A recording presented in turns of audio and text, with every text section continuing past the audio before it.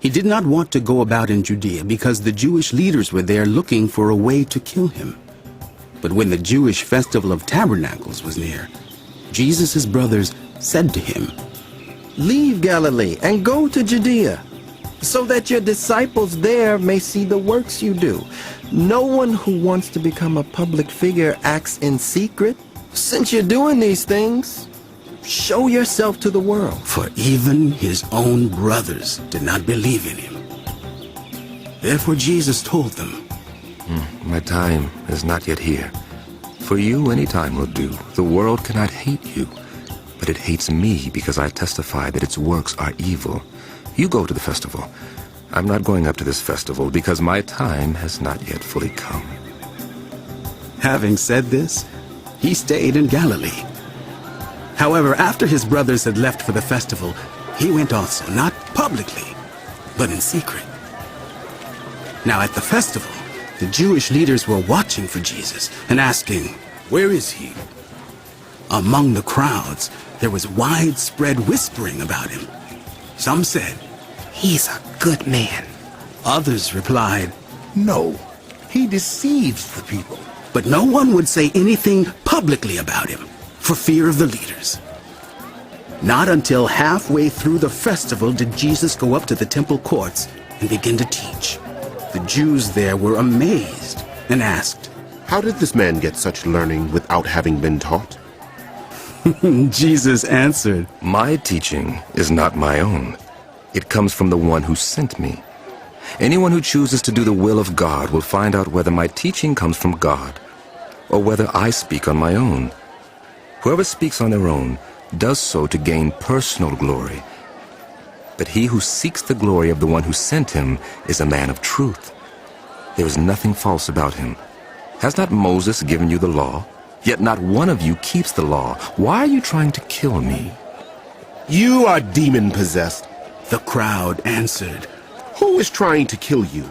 Jesus said to them, I did one miracle, and you are all amazed yet, because Moses gave you circumcision, though actually it did not come from Moses, but from the patriarchs. You circumcise a boy on the Sabbath. Now, if a boy can be circumcised on the Sabbath so that the law of Moses may not be broken, why are you angry with me for healing a man's whole body on the Sabbath? Stop judging by mere appearances, but instead judge correctly.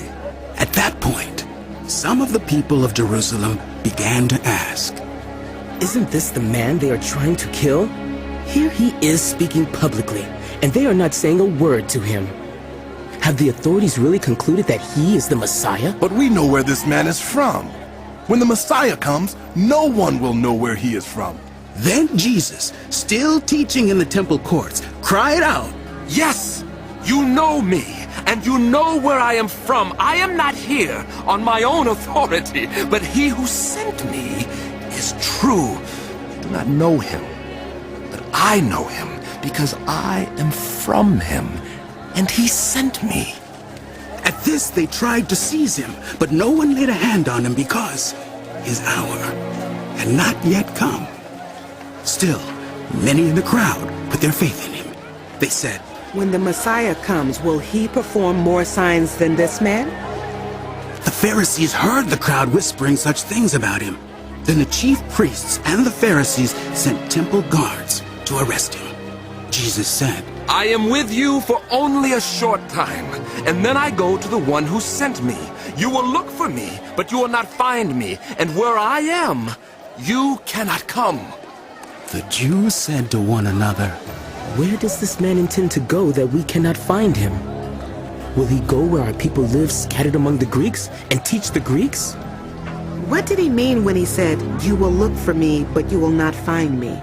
And where I am, you cannot come? On the last and greatest day of the festival, Jesus stood and said in a loud voice, Let anyone who is thirsty come to me and drink.